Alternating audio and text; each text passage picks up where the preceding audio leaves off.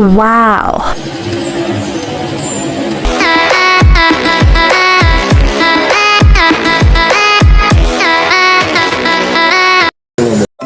Hello mga idol, net niyan na isipan ko magluto ng instant Lucky Me Lomi Batangas.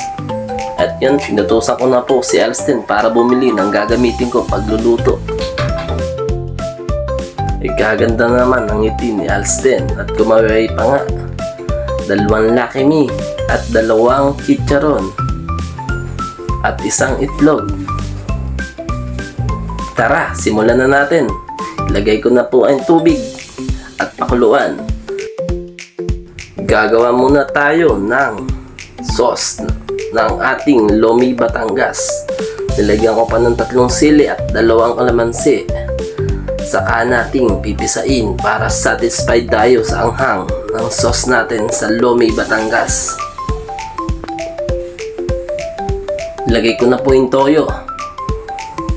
At yun, tinimplahan ko na po ng asin at magic sarap ang ating niluluto at nilagay ko na rin po ang 2 noodles.